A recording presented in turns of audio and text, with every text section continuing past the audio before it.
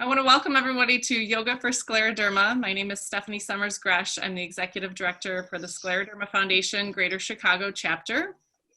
And I'm really excited about today's presentation. We've got Lori Pierce and Erin Haddock here today to teach us about Yoga for Scleroderma.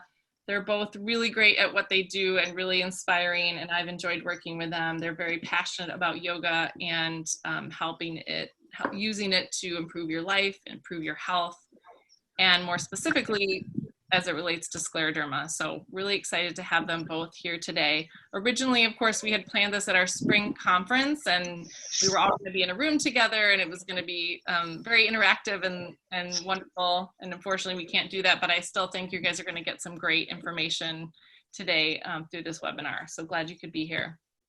A couple quick words just about the Scleroderma Foundation.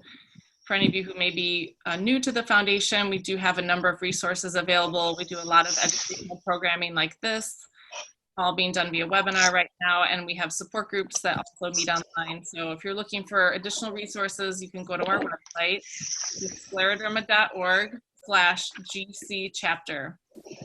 You can always reach out to us as well via email, and our email is gcchapter@scleroderma.org. So we'd love to hear from you guys.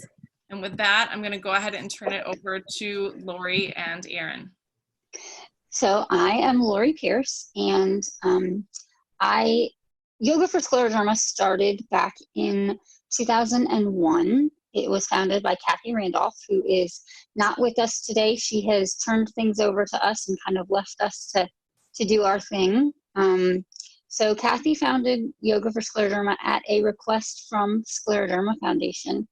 They were going to be holding the national conference in Las Vegas, and someone planning the conference had done yoga and thought that the stretching would possibly be beneficial to scleroderma patients. So she did a little online search trying to find yoga near Vegas, and up came Kathy Randolph, who was in Reno, actually 8 hours away from Vegas. She reached out to Kathy and asked Kathy if she could put something together. So Kathy, having never heard of scleroderma before, did research and studied all that she could about the disease and how to make a yoga practice that would benefit scleroderma patients and help with the symptoms that they were having.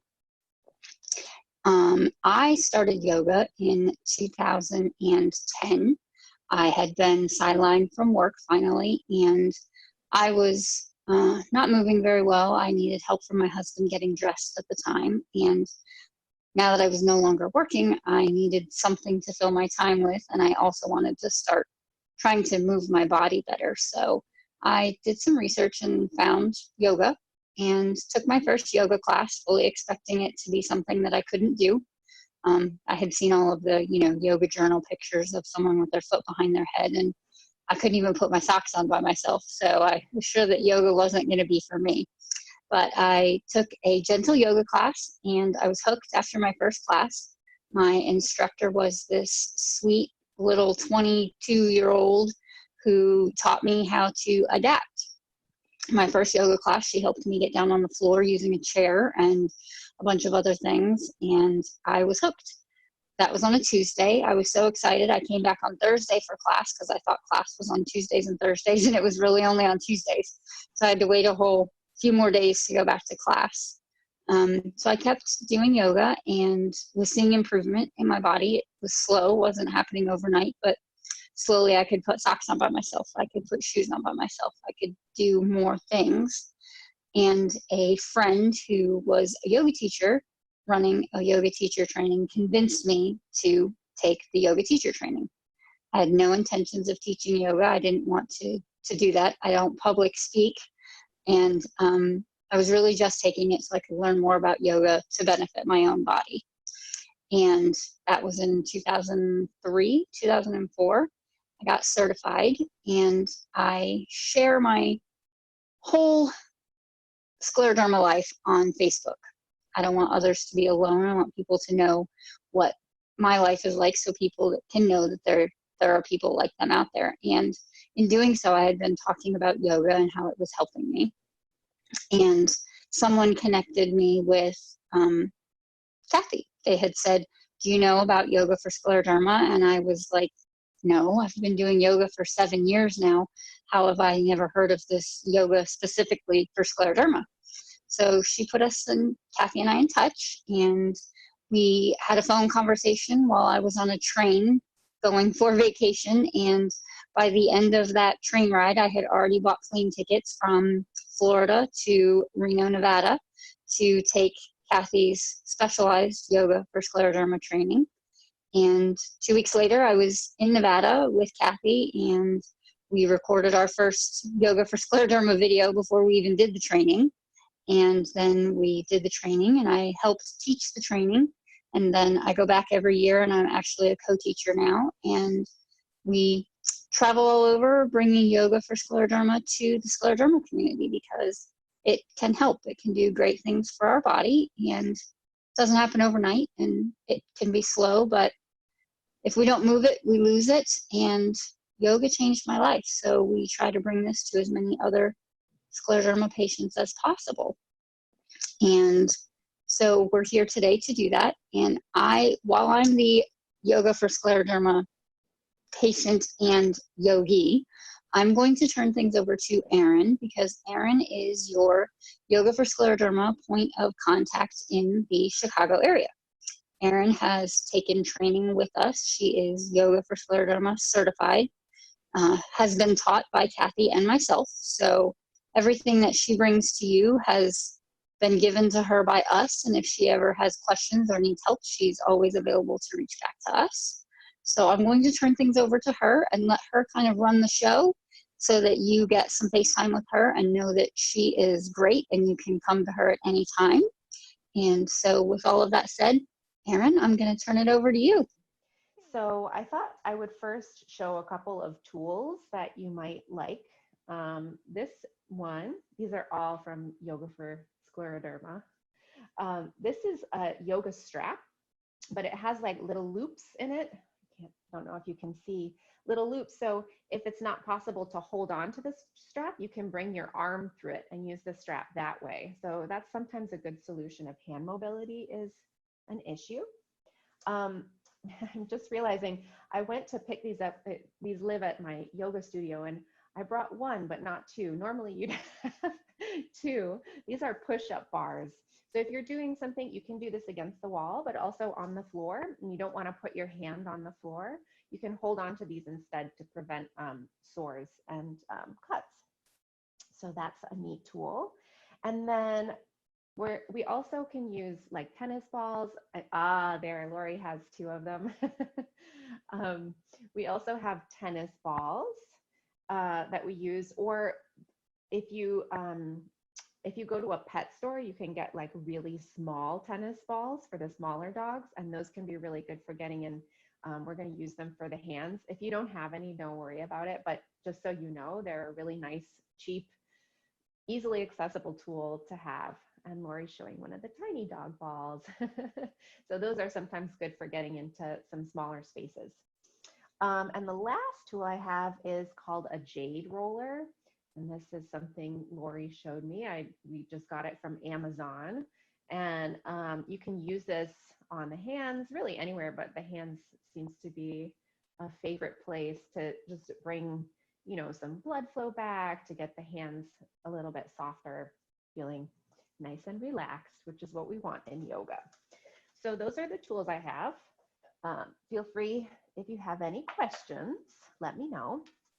And the last thing that I have is these worksheets that hopefully you got before the presentation. So the first sheet is some journaling prompts that you can do after that will kind of help you take this practice home, so to speak. I know you're already home, but to integrate it into your daily life and figure out a way to make it work for you, so that these little incremental changes that you're making every day have a sustained impact over time. And the other part of it is how to build your yoga practice at home. So there's 2 sheets that kind of explain how to complete a yoga practice at home. And it's very flexible. We can do this sitting in a chair. We can do this standing. You can go down to the mat. You could even do this in bed, right? So it really meets you where you are at that day. So with that said, I see one comment about wanting to address general fatigue and balance, strength, and hand strength and flexibility. Those are all great things. So if you have any extra things that weren't in that list, feel free to put them in the chat and I'll make sure to get to them. So let's start with the hands. I'm going to use a tennis ball, but if you don't have one, you can imagine a tennis ball and use them later. So you're going to bring the tennis ball into the palm of the hand, and then just on your leg, you can roll the tennis ball around. You can even move kind of in motions like this, back and forth, to work through the different lines of muscle and ligament in the hand to loosen them up. But you could also squeeze onto it, right? If you want to work on hand strength, you can squeeze. It's a great way. It's a nice way to massage. I do this with my feet as well. I have arthritis in my foot, and it's a really nice way to increase mobility and blood flow and just get it feeling more comfortable. So a great tool to have. That would be the first part. And of course, you're going to want to do it on both hands, right? If you notice that one of your hands is a little bit stiffer than the other, it's totally fine to work a little bit longer on that hand than the other. It's more about bringing balance to each side as they are than about doing things identically side to side. Oh, that feels good. I don't want to stop. And you can always, like I said, squeeze or even like press, right? Help get some strength, some resistance. So that's the hand. And you're not really going to be able to see, but I'll just show you with my foot where I would put the ball. So you can bring it here onto the ball of the foot and work on the areas just underneath the toes. You can also get in that joint where the toe and the foot meet. The arch is another nice place to work. The side of the foot or the heel. And in yoga, we never want to feel pain. That's my motto in yoga. No pain, no pain, okay? So if you start to feel pain, you just back off and take it to something that is more comfortable. That's the definition of a yoga pose, is a position that's steady and comfortable. So obviously you would be doing this on both feet, but just in the effort of time, I'm going to show you another exercise that you can do with your feet. And again, I'm going to have to pull my foot up here so you can see what I'm doing.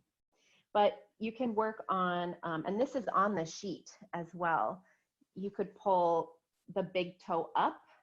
And see, I'm using my fingers to do this. You can actually use your fingers to help you do this, or the strap, right? You could bring that around the toe, pull the fingers up and press pull the big toe up and press the smaller toes down.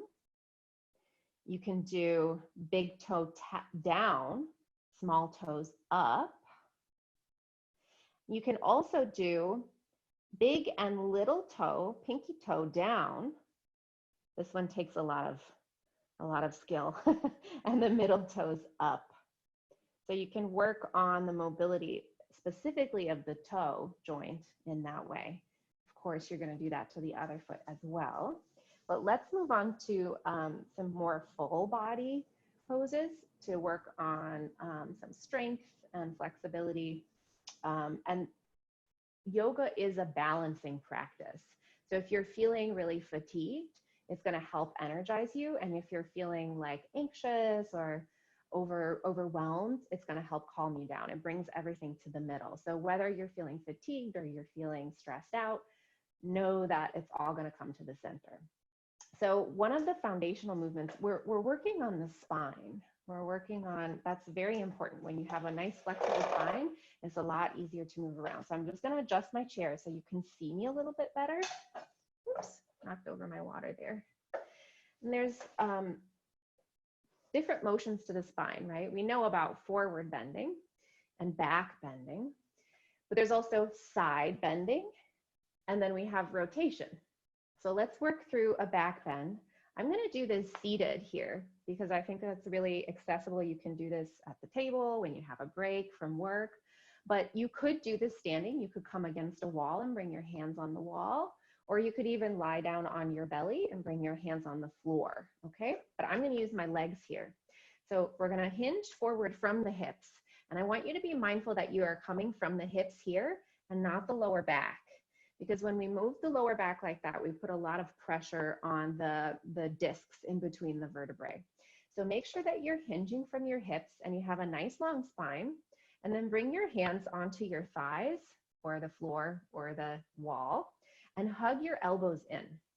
Make sure that the elbows stay in. It's not like a push-up where the elbows go out and the neck is nice and long. Take a deep breath in, and as you inhale, think about the crown of your head reaching forward and allow that to be the thing that lifts you. You could also come a little lower and have the belly on the thighs if that's comfortable for you. So we're gonna inhale, lengthen the spine, hug the elbows in, and draw the shoulder blades together and down the back so that the back of your neck is really long. You might start to look upward, but just make sure that you're not throwing your head back because that puts a lot of pressure in the back of the neck. So nice long spine here. Take one more deep breath. And then as you're ready, release that pose, bring your spine back to a neutral position and come all the way up to center. So that's one option for a back bend. You could also reach back and take a hold of the chair. I could think of this with the strap as well, right? If you're not grasping things with your hands, you could bring the strap around and hold on to the strap that way. So whatever works for you, draw the shoulder blades together and lift the heart. So you see we're still back bending, but it just looks a little bit different. Take another deep breath. This is a nice way to open up these muscles across the chest, which often get really constricted, right? If we're at a computer all day, we tend to do this, and then it's harder for us to breathe. And when we're not breathing well, we don't function well, can lead to having fatigue, right? Or feeling anxious. When you're ready, we're going to inhale and come all the way back to center. Now, the counter to that movement is a forward bend. It is possible to come into a forward bend here, just like this. But if you have GERD, that's probably not going to work for you, right? So one solution that I really like is just to bring another chair, especially if you're not going down to the floor. Although, of course, you could do this at the floor. And you can do a forward bend like this. So we're going to inhale and sit up nice and tall. It's not about how far forward you're going. As you exhale, again, move from your hips so you have no impact in the spine. Moving forward with a nice flat back. It doesn't matter how far you go. If you tend to have a lot of tightness along the back of your body, you may just be here and feel a big stretch across the whole back of your body. Sometimes even just tipping your chin down in this position, you'll start to feel that nice length through the whole back of the body. As you hold these positions, you might start to find that you can go a little bit further. But remember, yoga is not about pain. You should feel steady and comfortable the whole time. So one way to do this, if you wanted to come into a stand, is you could do this with a chair. You could come here and fold forward here or here. Okay, so all different options for you. And just like before, as you inhale, you're gonna move from the hips, lengthen the spine, and sit all the way back up. Let's do a rotation for the spine now. If you don't have your chairs up on a leg, that's fine. If you don't have your legs up on the chair, that's fine. I'm gonna give another option. But just in case you do, you could bend your right knee and then cross your right leg over your left. I know I'm doing the opposite. We always want to start the twist on the right side. And that's because that's the way that digestive, the movement of your large intestines. On the right side, of the colon. On the right side, it moves up, and on the left side, it moves down. So that's the way that digestion is moving, and we want to help enhance that. This is a great pose if you're, any kind of twist is great if you're having constipation. If you're having diarrhea, you might want to skip it for that day until you're feeling a little bit more normalized and come back to it later because it can be really powerful. So you're going to hold on to the knee and we're going to sit up nice and tall and then we're going to twist here. If the leg doesn't come over, no big deal. You could come here. You could even do both knees up, right? And come into a twist to the right side first. What this looks like outside of a chair. So if you haven't already switched to the left, let's do the left. You're sitting in a chair, your feet come here on the floor and you twist. And it would be the same thing sitting on the floor as well, right? You can even lie down. This is mentioned in the worksheet. I'm not going to lie down, otherwise you won't be able to see me, but imagine I'm lying down. You could lie down and bring your, so this is tricky, right? Because your knees are going to go to the left, but you're twisting to the right, okay? And then your knees will go to the left, or sorry, your knees will go to the right as you twist to the left. If you have any kind of discomfort in between the knees, feel free to put a cushion in there to kind of cushion that impact. All right, so those are our twists. And let's do a side bend now. Because all this area right here sometimes gets really tense. So the simplest side bend is just to cross one hand over onto the other thigh and reach your arm all the way up, keeping the shoulder relaxed. And then you can start to move over to the opposite side. The only thing I want you to keep in mind is that this hip that you're leaning away from stays on the chair or the floor. Because if you start to lift the hip, you lose that nice stretch to the side. And we're gonna come back to center. So let's go to the other side. I'm gonna demonstrate standing up so you can see another variation, but if you're feeling good sitting, go ahead and stay there. So standing, you can just bring your legs out to the side. You can start with your toes pointing forward for balance, but there is an advanced variation where you turn one toe to the side, okay? I'm gonna have my toes facing forward for this one. As we bring the other arm all the way up, this time the hand comes to the side of the leg, but if you're sitting, remember it comes across as we reach all the way over. You see my hips are moving to the side, so I get this nice stretch all the way along the side of my body, from my fingertips all the way down to my foot. We're gonna inhale, come back to center, and bring the hand down. All right, let's see what else I have on this worksheet. Ah, yes, an inversion pose. So inversions are a really nice practice because they help the body relax, but another thing you wanna remember is if you're having GERD, you want to be careful with that. You don't want to bring stomach acid up, right? So the easiest inversion, and actually I learned this from someone who had, I was just in a yoga teacher training, helping out at a yoga teacher training, and someone with Scleroderma was in the yoga teacher training with me, and she taught me this. I'm sure she learned it from you, Lori, but I didn't remember this. So she came, this is something Kathy taught her, is to come in between here and just lift the legs up. So that's an inversion. If you're getting down to the floor, you could always lie down, right, flat on the floor and either lift your legs up without support or bring them against the wall. There's another pose, bridge pose. I'll demonstrate that just so you have an idea because it's on your worksheet. This is the one you're going to want to be careful if you have GERD. You'll see why. So you could probably practice this on a chair. I just think my chairs are too flimsy for this. So you're gonna lie down, you're gonna bring your feet on the floor, and then you lift your hips up. It's also a nice back strengthener, but you can see why, if you're having GERD, this would not be good for you, right? Because it's moving the stomach acid upward. And then the one with the legs up just looks like that. Nice and simple.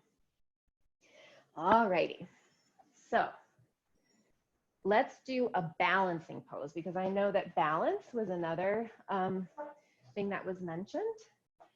And so, yes. There was one question about the last pose that you did. They wanted to know if you do you do it a certain number of repetitions or for a certain length of time? That's a really good question, and it's going to be individual to you. Lori, do you have feedback for that? Yeah, it's again, like Erin said, individual to you. For me, I really enjoy the inversions. I do the version that Erin did last, not the bridge, but the legs up. You can call it legs up a wall or legs up a chair. Or if you're laying in bed, it can be legs up on pillows. Really, the idea is to get the large muscles of your legs above your heart. So anything laying down that gets those legs up and doesn't irritate your GERD, and you might find it's really comfortable and really sweet, and I can lay there for a very, very long time. So it's really just as long as you're getting something out of it. If it feels good, keep doing it. If it's not feeling good, then it's really individualized to you, whatever you're comfortable with. They And both have benefits. to clarify, I think that question was pointed towards all the exercises, really. They wanted to know To all the exercises. the Yes. time. Yeah, well, as long you want to keep in mind that you're breathing comfortably, right? If you start huffing and puffing and losing your breath, that's an indication to come out. But you also want to make sure that you're actually working the muscles of your body. So if you feel like you can go again, it's great to practice it a couple of times or to hold it a little bit longer. But I mean, speaking from my own experience, every day is different, right? Like some days I'll be able to hold a pose for a really long time. And then the next day I come back and I can only hold it for 1 or 2 breaths. So I would encourage maybe counting your breaths and starting with maybe 3 breaths, right? 2 or 3 breaths. And then if that feels comfortable, next time you can try 5 breaths, building up from there. Was there anything else you wanted to add to that, Lori? No, actually, you touched on exactly what I was going to point out, is that every day is going to be different. Right now, my body is really cranky, and so my yoga practice isn't really very long because I just don't have it in me. So some days I might get 3 breaths in. I try to make 3 is my base number. If I can do 3 in a pose, 3 breath cycles in a pose, then I'm happy. If I'm having days where I'm feeling better, I might try to do 5 breaths or 6.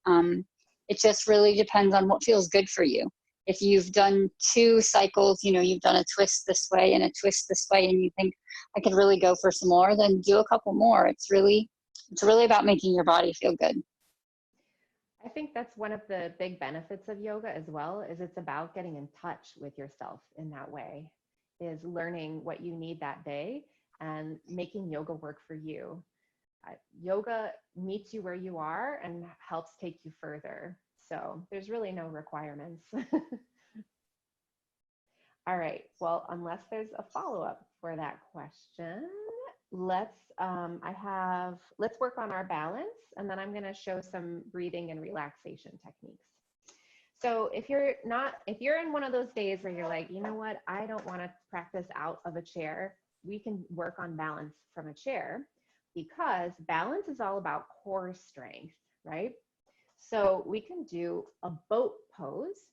I like to hold on to the chair. Of course, if you're feeling really saucy that day, you could bring your hands like this and work without the support of your hands. Same thing. We don't want to round the back. We want to have a nice long back. I mean, that's what helps us get that nice yogi posture, right? So working on that posture, holding onto the back of the seat. You could even work on just one leg lifting. You want to think about your navel drawing in towards the back of your body. So you're really nice and strong. You can work one leg. You can work both legs at once. Great way to work on balance. Another way to work on balance from a chair is to do a modified chair pose. So I have my feet on the floor now. You want to have your knees doing the same thing that your feet are doing. So if you have your feet touching, you want your knees touching. And if you have your feet apart, you want your knees pointing in the same direction as your toes. It's going to help protect your knees. You can bring your hands here to your heart, to your hips, or again to the chair. And then you start transferring your weight towards your feet like you're going to get up out of a chair. And that helps to strengthen the muscles of the thigh, the glutes, the back. So that's another way to work on balance from a chair.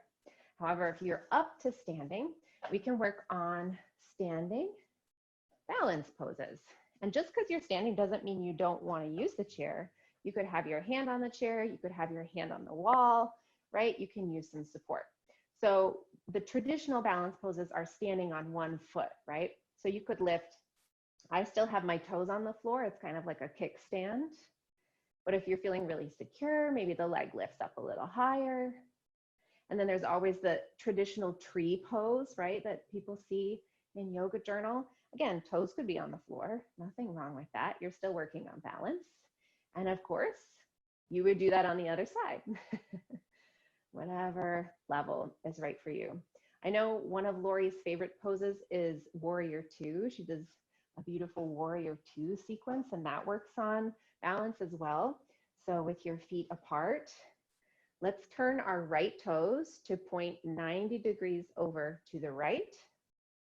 And then we're gonna bend our right knee so that right knee is right over my ankle. I'm not moving it past the ankle. I'm not moving it not far enough, right? It's right over the ankle, and your knee is pointing in the same direction as your toes. Think about bringing your upper body to face forward this way towards me as you bring your arms out to the side.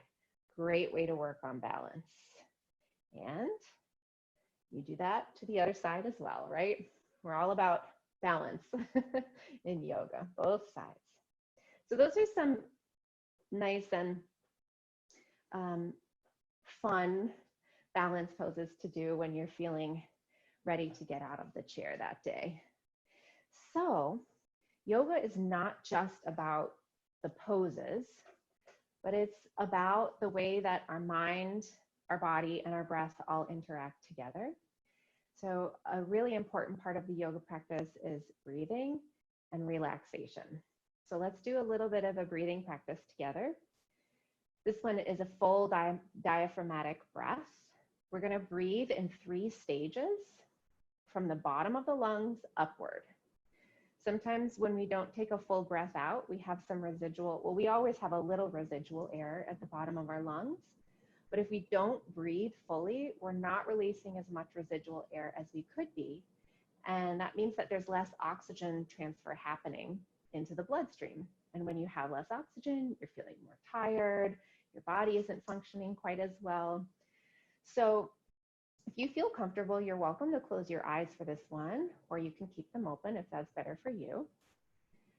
All of our breathing exercises are through the nose in yoga, except for one, but I won't go into that. As you exhale, breathe out through the nose all the way. Really try to press as much air out of your lungs as you can. And then breathe in like 1/3 of the way. Really feel the bottom part of your lungs expand, your belly. And then breathe in a little more into the central part of your lungs. Feel your chest expand. And then breathe all the way up to the top. Feel your collarbones expand. And then we're going to breathe out in a smooth motion all the way down from the top to the center to the bottom. Really trying to press as much air out as you can.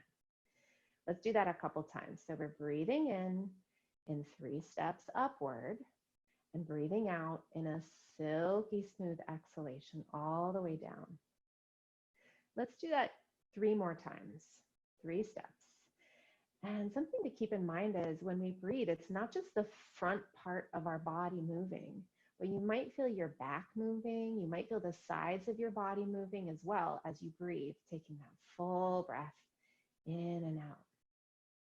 And these nice, slow, smooth breaths help to relax the body, calm the mind, and set us up for our final practice, probably everybody's favorite part of yoga, which is the deep relaxation. And it's not superfluous. It's actually a really necessary part of yoga. If you think about, an example I give is in music, composers put rests in between the notes so that your mind can interpret all the music you've heard before. And this is kind of like that rest, that pause in between the notes, so that your mind and your body get a chance to assimilate all of that information. And next time when you come back, it's easier to do things, you're feeling more comfortable, you can hold for another breath or 2. So let's come into our deep relaxation. You can scooch back in your chair and get yourself comfortable, or if you prefer to lie down, some people even like to put their legs up a chair, like Lori was saying, when they lie down. That's a nice way to relax as well. And you can have your hands in your lap if you're sitting in the chair so that your shoulders can be relaxed. If it's comfortable, go ahead and close your eyes, or else just soften your gaze so that you start to turn your awareness inward. Sometimes we have tension in our body we're not even aware of that we can release.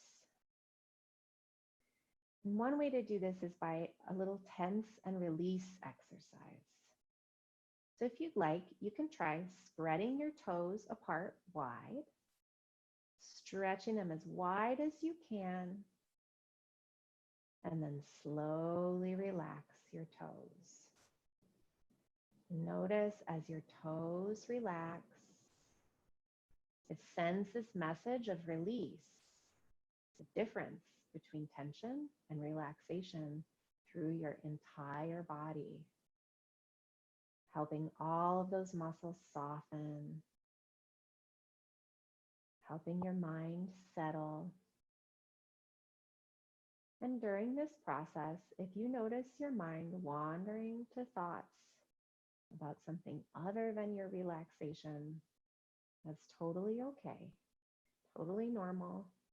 Just notice it and gently guide your attention back to this moment right here, which is a moment just for you to reset and integrate all those practices.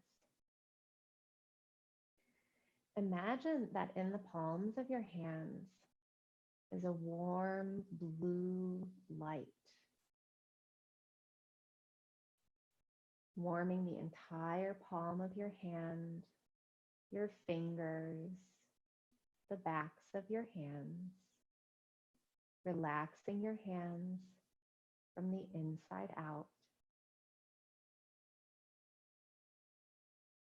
Feel that blue light moving into your wrists and your lower arms,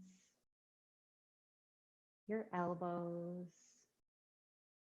and your upper arms. Feel all those muscles within your arms and hands softening, letting go. Moving that blue light into your shoulders and chest. Feeling your heart pumping. You might imagine that as your heart pumps, it spreads this beautiful, warm blue light through your entire body, all the way down to your toes and your feet. Blue light warming them up from the inside out. Into your ankles and your lower legs. Feeling all of those muscles penetrated with that blue light. Your knees and deep within your knees.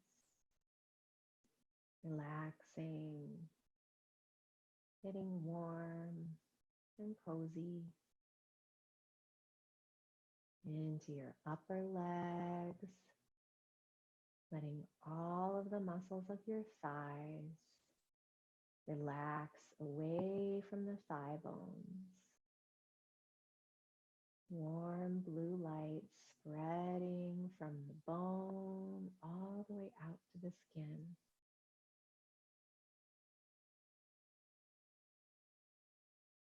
Warm blue light moving into your hips, surrounding your entire pelvic region with warm blue light. Allowing this area to relax from the inside out.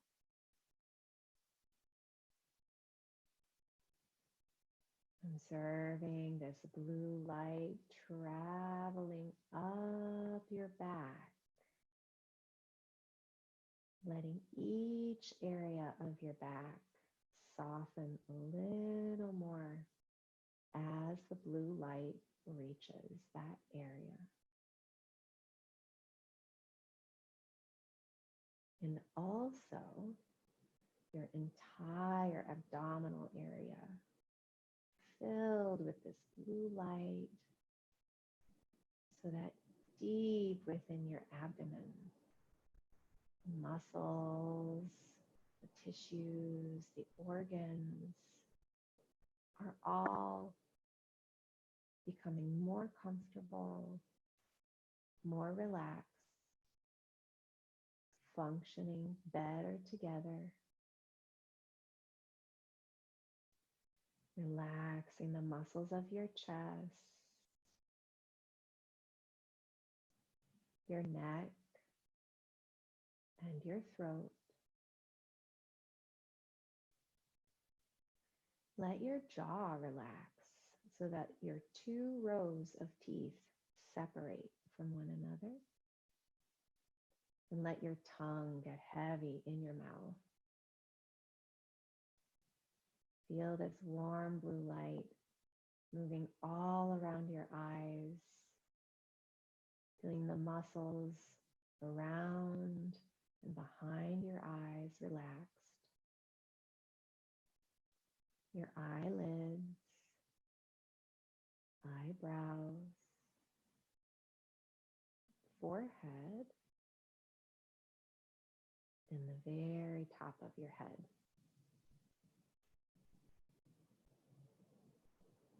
So now your whole body filled with this beautiful blue light, feeling more and more relaxed.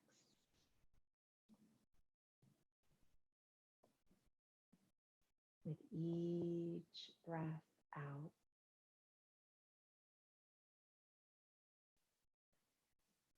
I'm going to move into silence now for a few moments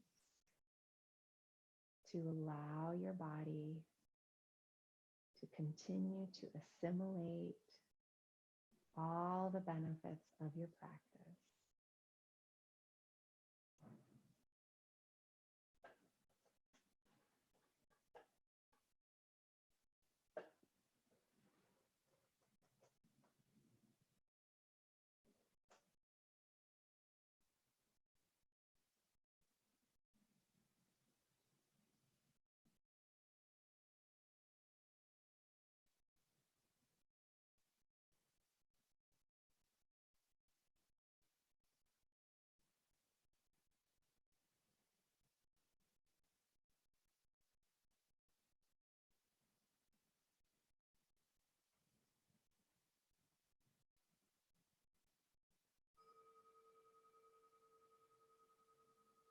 Gradually, we're going to come back sense by sense. First, just hearing, bringing your awareness to the sounds around you in the room, sound of my voice. And then gently open your eyes, take in the room around you, and you can close them again. Take a deep breath in to smell. Move your tongue in your mouth to taste. Wiggle your fingers and your toes to feel. And when you're ready, you can bring your awareness to your entire body and give yourself one final stretch, like you're waking up in the morning. And when you're ready to, if you're lying down, you can come back to seated. We traditionally end with a chant of Om after class. This is a nice, peaceful vibration. And although I can't hear you, I can feel you. So we're connecting through that vibration of Om. So if you'd like to join me, you can bring your palms together in front of your heart. I'm going to chant Om 3 times. So take a deep breath in.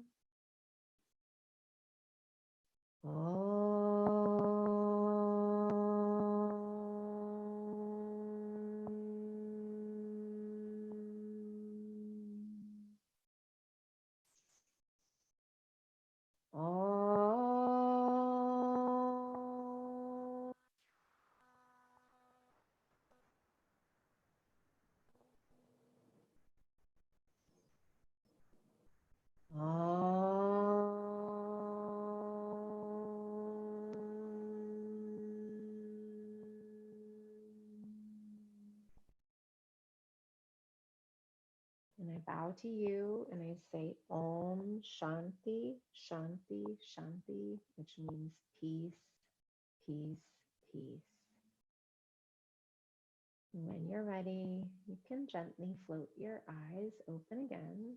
Of course, if you're feeling really relaxed and want to stay in relaxation, that's okay too. I did leave some ideas for deep relaxations on the worksheet. Yoga for Scleroderma has some excellent relaxations on their YouTube, but there's some other ideas there too. If you have any questions about this, I'm always available. You can reach out to me.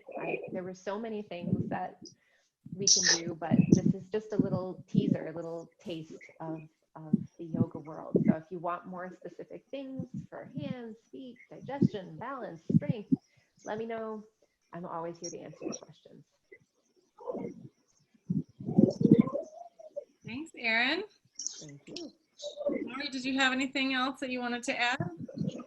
No, I just wanted to let everyone know that Erin is a great resource. And if you contact her, she can help you set up something specific for you, or she can instruct you on a class of hers that you could come to that would be perfect for you. Erin's a great, great resource. I really encourage you guys to reach out to her since she's local to you, which is why we trained her. We wanted you guys to have someone local because you're such a big group, and Erin is really, really a great resource. And if you even just want something to do at home, we have videos on our on our webpage, yogaforscleroderma.com, that you can follow along at home. But Erin can help you create something that's just specific for you that you can do at home. So really, guys, reach out to her. She's a great resource. Please, and the door is always open.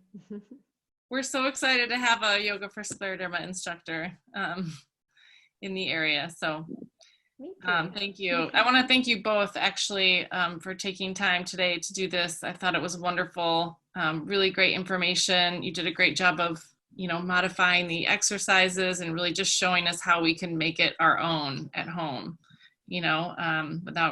without going to a class. I thought that was terrific. And you guys put a lot of time and effort into preparing for today. So thank you again so much.